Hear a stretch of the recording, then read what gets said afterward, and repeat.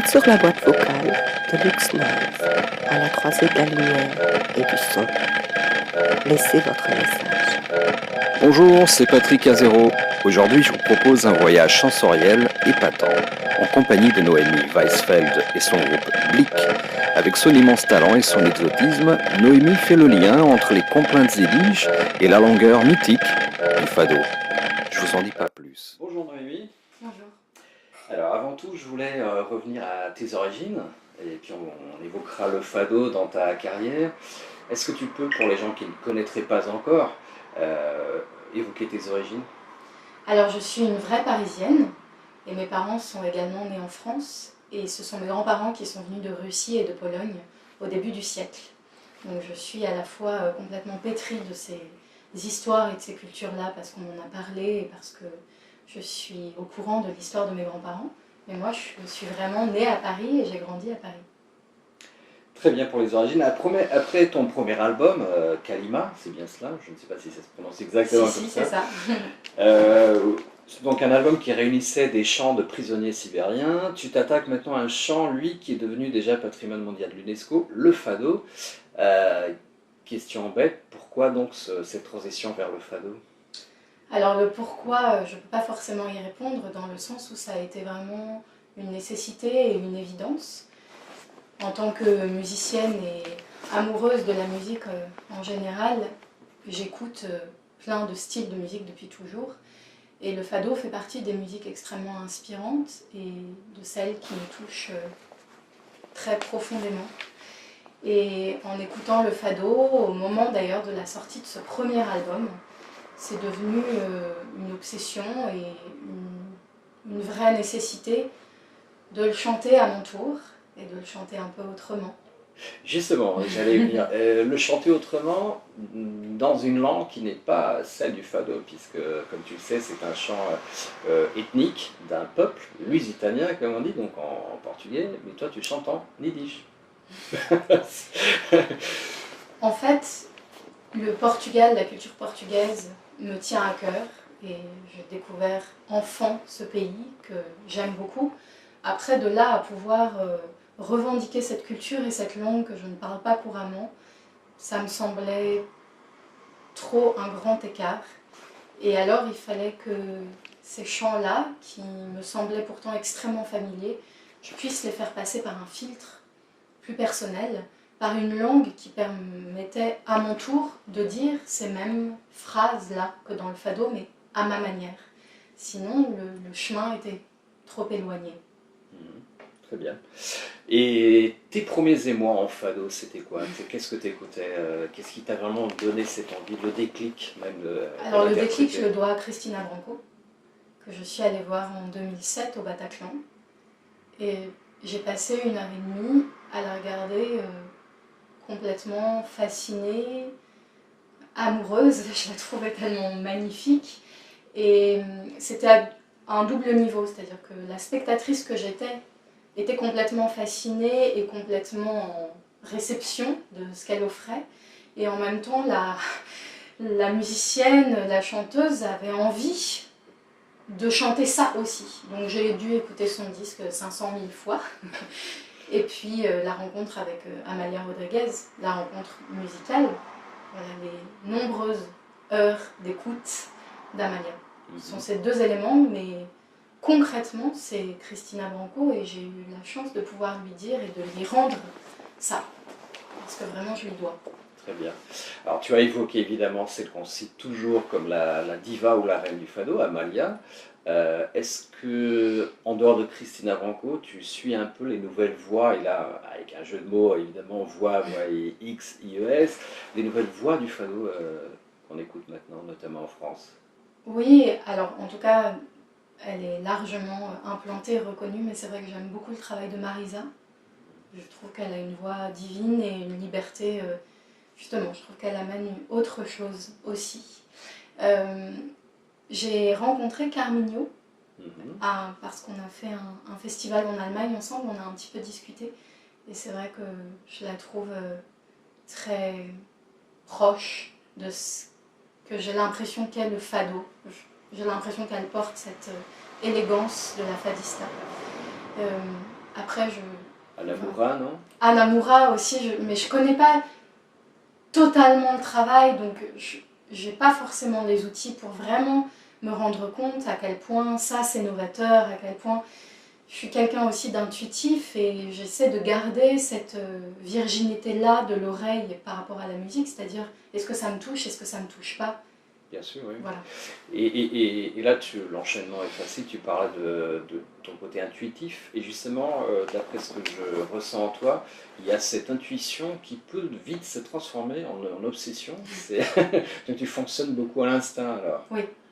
En fait, je viens après vérifier que mes idées un peu folles et tordues peuvent se vérifier et peuvent s'appuyer sur des éléments plus forts et plus construits. Et par exemple, cette envie de chanter du fado qui voilà, est véritablement une obsession. J'ai écouté ça toute la journée. Pour que ça se calme un peu, il faut que je m'y mette, il faut que je chante.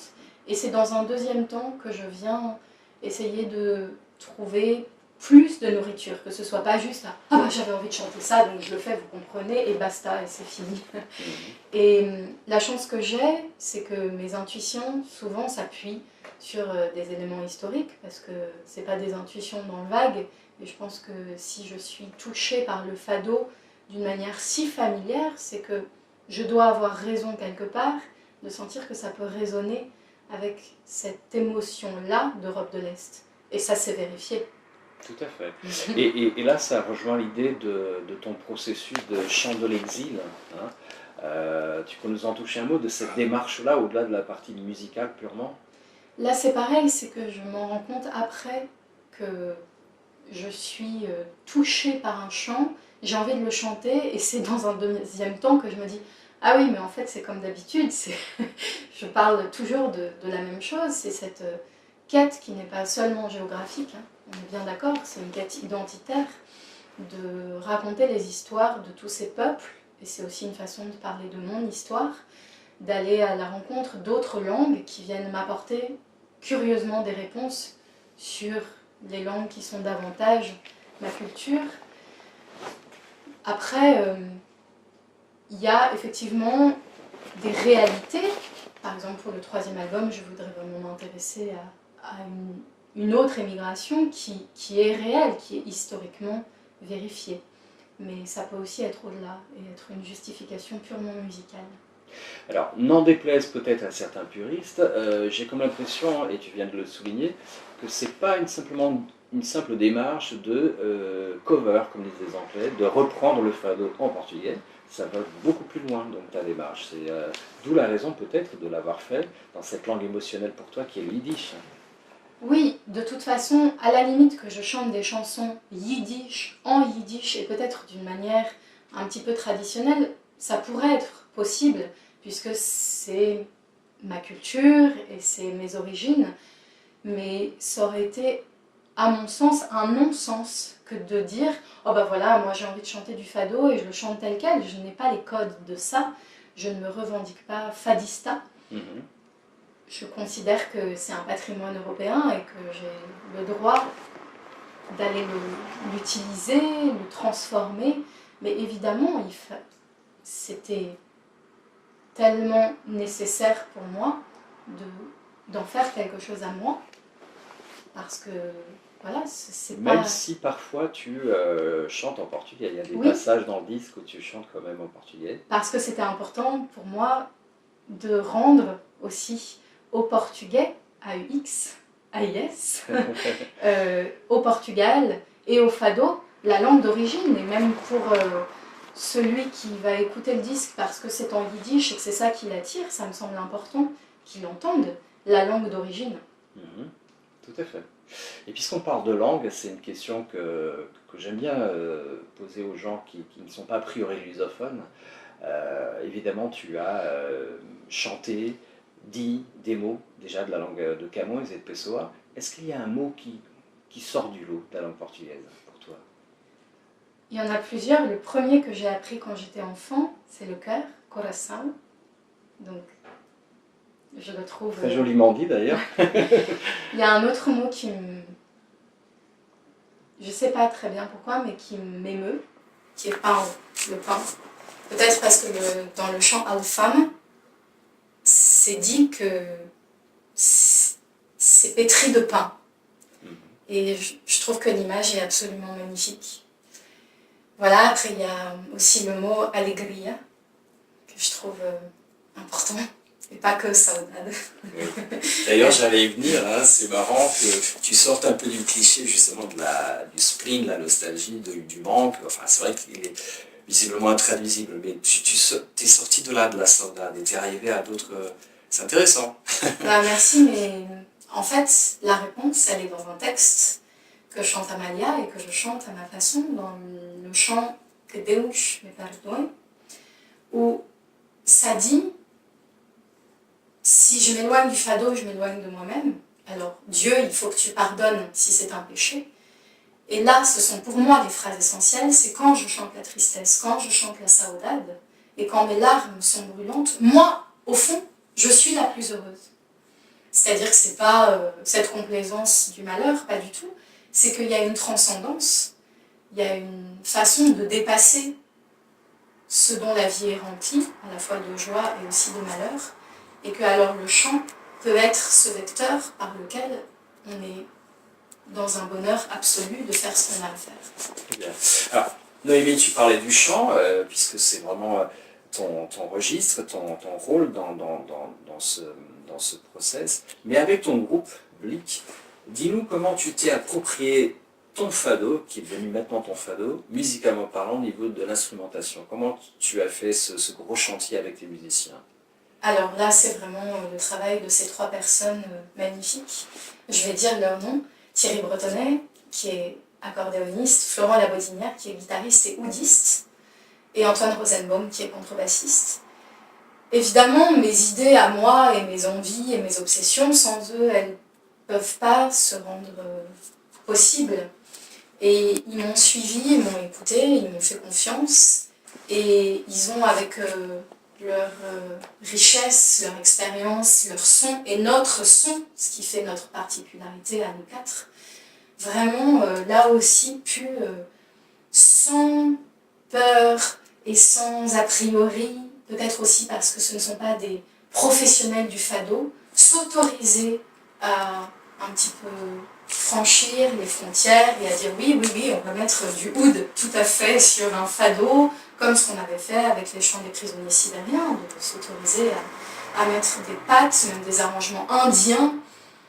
Donc cette liberté-là musicale nous a permis finalement de trouver une place qui est la nôtre et de faire notre musique à nous et de déplacer le fado dans autre chose. Tout à fait, c'est tout à votre honneur et très bellement réussi. Donc l'idée, une fois de plus, c'est de créer des véritables ponts entre les cultures, n'est-ce pas, et au niveau même des instruments. D'ailleurs, c'est bien trouvé, si je puis dire, le l'oud avec la guitare, enfin, l'esprit fado avec l'oud, c'est bien trouvé. Hein. La connexion est assez bien trouvée. Oui, puis c'est notre patte méditerranéenne à nous aussi. Complètement. Sans vouloir ghettoiser ton album, loin de moi, est-ce que tu t'es déjà frotté au public lusophone avec cet album qui vient fraîchement de sortir Alors, à un public nombreux, par exemple, jouer au Portugal ou jouer dans des lieux vraiment où ce sont majoritairement des Portugais, ça ne m'est pas encore arrivé de cette manière-là. Par contre, j'ai longuement échangé après des concerts avec quelques personnes qui étaient soit portugaises, soit très très spécialistes en fado. Et je dois dire que c'est un public extrêmement chaleureux et ouvert parce que pour l'instant, ça a toujours bien fonctionné. Et j'ai surtout senti une curiosité, une envie que j'explique pourquoi j'avais fait ça, mais pas de remise en question profonde et pas de « Oula, c'est bizarre, mais pourquoi tu fais ça, ça marche pas ?» Je sais pas ce qui m'attend, mais en tous les cas, pour l'instant, ça a été toujours des moments d'échange extrêmement ouverts et où moi-même, j'ai du coup appris des choses. Et par rapport à l'engouement qu'on a en ce moment avec évidemment cette histoire de patrimoine mondial immatériel de l'UNESCO, est-ce qu'en France aussi, ça te dirait un jour, j'imagine, pour boucler la boucle, de côtoyer le milieu du fado? Ah bah j'adorerais. Hein? C'est sûr, moi je suis absolument ravie que le fado prenne Cette place-là, ça me rassure, parce que je trouve que c'est une musique très sensorielle, très affectivée. Je ne sais pas si on peut dire ça comme ça. Et ça me rassure de voir que les gens se laissent toucher de plein fouet dans notre monde, parfois un petit peu aseptisé. Donc je suis extrêmement heureuse que les gens soient bouleversés par la musique. Et oui, évidemment que j'adore ça. C'est le mal qu'on te souhaite, hein, qu'avec cet album tu puisses un jour aussi tâter au milieu de fadistiques ou fadistes et te retrouver parmi ces chanteurs et chanteuses nombreux qui commencent vraiment à porter très loin le fado.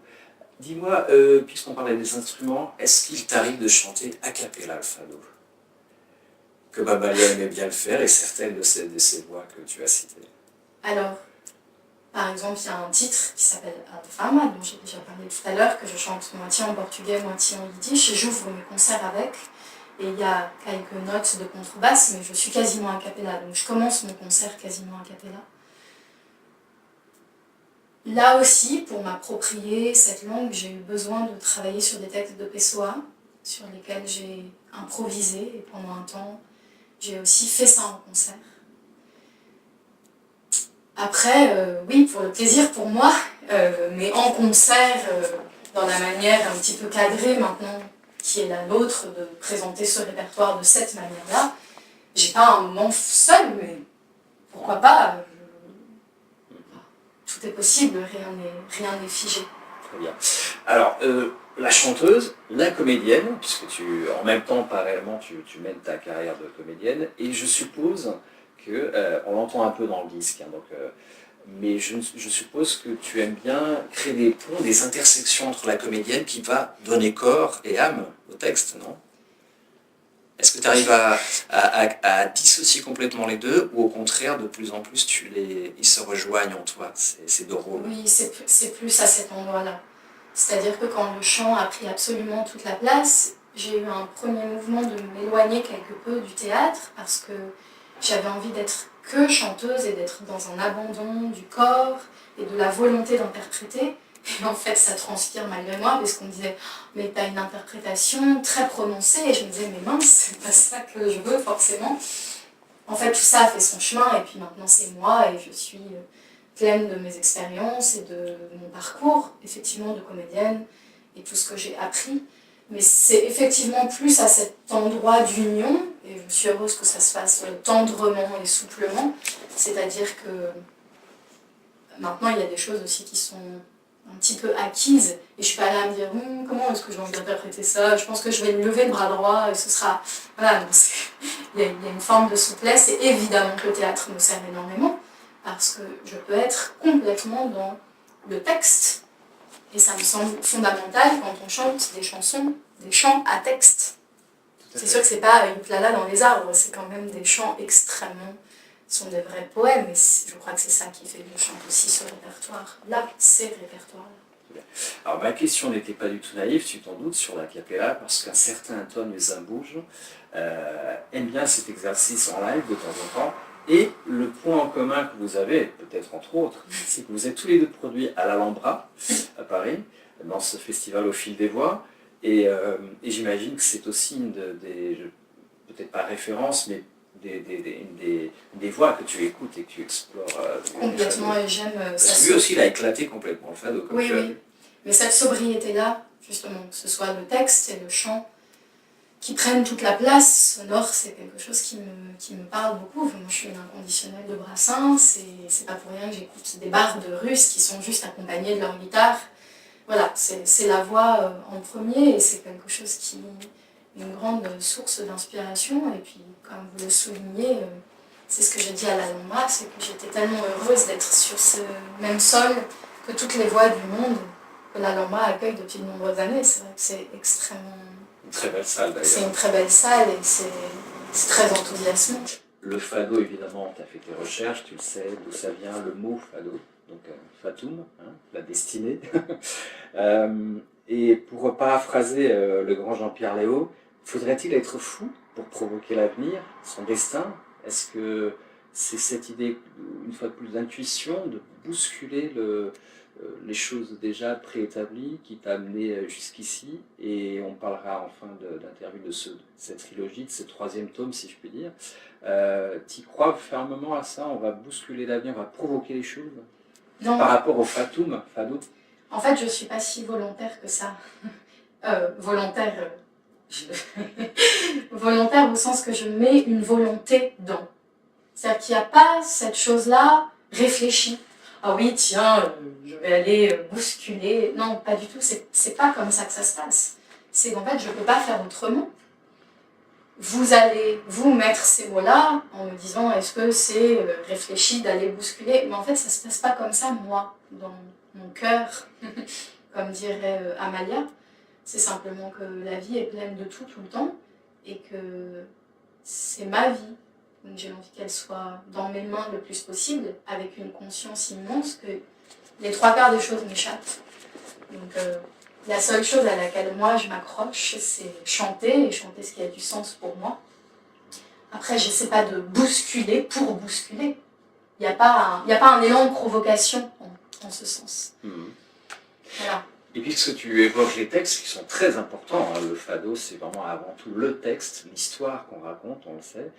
Comment tu as été arrivé au choix cornélien des textes? Il n'a pas été très cornélien. Il y a des chansons qui, à l'écoute, sont ressorties. C'est vrai que Strana forma de vida, je ne comprenais pas, mais alors j'étais dans un état pas possible en écoutant ça, et plus qu'une autre. Donc elle a fait partie de mes choix. C'est comme un tamis, en fait. J'ai écouté peut-être 50 chants, et puis il y en a quelques-uns. Ça aussi, ça s'est fait naturellement. En fait, la découverte du sens, elle s'est faite dans un deuxième temps. Il s'avère que ça me convenait, que j'étais d'accord pour porter ce sens-là. Mais c'est comme d'habitude. Il y a quelques chants qui apparaissent et surgissent, et alors il faut que je chante cela. Très bien, Noémie.